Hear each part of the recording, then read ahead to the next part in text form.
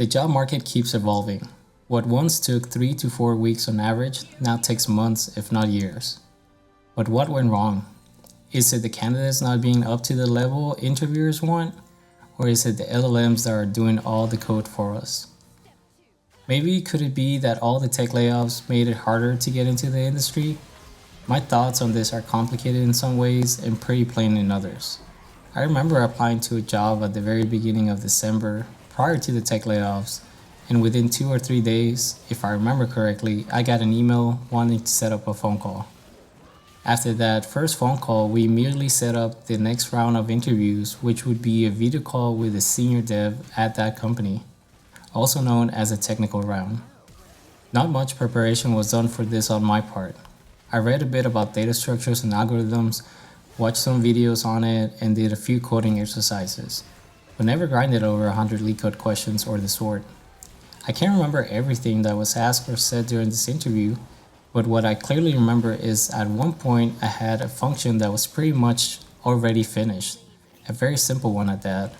The senior dev asked me to read it and tell him what I thought it did.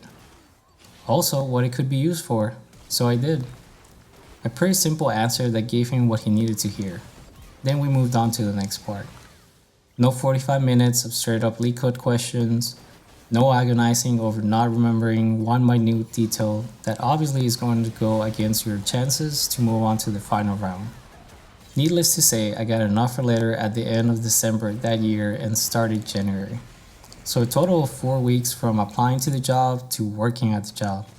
What companies and interviewers were looking for was mostly, can this person work with our team?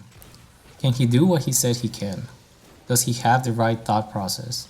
It wasn't about how fast you can solve a technical question or how optimized you can write your code. Yes, that counted and you had those in some sort of fashion or form, but it wasn't the deciding factor.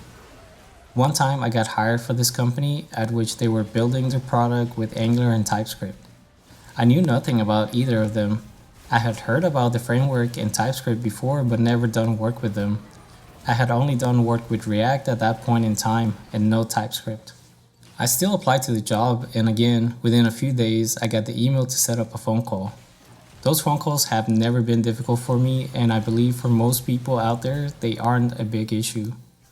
What the VP of engineering said to me during the video call step was that they wanted somebody who could hit the ground running when hired.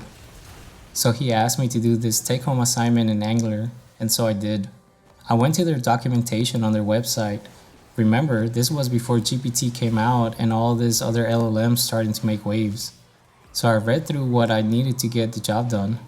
It took me like 2 solid days of working through what I wanted to do. I wanted to make sure I could somewhat impress them. Not unexpectedly, I got the job. I didn't get asked a single question about TypeScript whatsoever. We did go over what I wrote for the take-home assignment and explain why I did it that way. But never was I in any sort of pressure like I have felt nowadays when I do get the odd interview. 2023 has had to be one of the worst years to try and get into the tech industry. Massive layoffs happening every month, news always talking about the downturn the market has taken, thousands upon thousands of people flooding the market, not even counting new grads and self-taught people. With that in mind, having job postings be swarmed by hundreds of applicants per hour wasn't that unexpected. Having your resume actually viewed by a human being seemed to be a far-off dream during this year and even going into 2024. So many videos and articles on how to optimize your resume for ATS scanners and how to reach out to recruiters and people working at the company you applied for kept popping up. The so-called how to get ahead of the curve. But given enough time, everybody was doing this, so the starting line moved again, and everybody was starting over from the exact same place. This is when you started to see how much tougher it was not only to get a first phone call, but also how much more disconnected a lot of recruiters felt from the candidates. Again, not all, but most during this time didn't give two you know what I mean, right? It felt like they didn't care at all since they had hundreds if not thousands of candidates sliding into their DMs. How do I know this? Because it happened to me. One such occasion that I remember very clearly was this one time where I got a referral from someone working at that company and got introduced over email to the recruiter. The time we set up was 9 a.m. the next morning. The next day, 15 minutes after the time we both agreed on, there was silence. No phone call, no email, no nothing. So I emailed the guy and asked if it was still a good time for the interview. 45 minutes passed after I sent that email, not really thinking I would hear anything back. But the guy answered after a while and made up some sort of lame excuse as to why he didn't make the 9 a.m. interview. Something like he had to step out for some weird reason. I mean, even if he did have to do that, wouldn't you at least send an email asking to postpone or push back the interview? Isn't that common courtesy? What would happen if it was me? Or another candidate was doing it? Again, I replied in a polite way and said not to worry. He then proceeded to ask if we could still do the call in a few minutes, which I was like, sure, might as well, right? But again, he didn't call and didn't email back to let me know anything on why he hadn't gone through the interview. 1 hour after that whole mess, I messaged the person who referred me and said that I would look elsewhere and told her what happened with the recruiter, which he was an internal recruiter for the company. That just makes it worse for their company's reputation. But I thanked her for her time since she was actually very helpful. That is one of the stories I have on the matter. Don't get me wrong, I am by no means the perfect candidate all the time either. I have tanked a lot of interviews because of several reasons.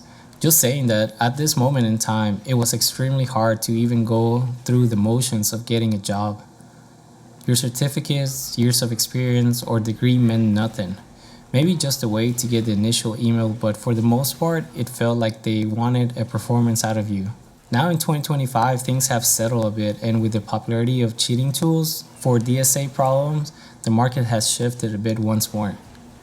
Now it's more about how well you can regurgitate your thoughts on programming languages, data structures, and algorithms, as well as just how systems work, aka system design. If you forget one thing or pause for too long, you can feel the interviewer's gaze shift and know you messed up. Even if you knew what it was or what you wanted to say but blanked out for whatever reason, they will probably fail you. They are looking for the perfect unicorn 10x developer. A lot has changed and AI is here to stay. I have a lot more to say, but my thought process now is let's get my main tools down to where I can do anything with them with my eyes closed and build as much muscle memory as I can. Performing well in 2025 and going into 2026 for tech roles is number one, mostly about how swift and fast you can code out whatever coding challenge is thrown at you. Number two, how fluently and well spoken you are explaining your thought process and solutions to the interviewer. And number three, how well you can sell yourself. I believe in the next few months, if you can get these three things down to a T, you will be able to land a role in the tech industry even with the other aspects of applying and interviewing still lacking.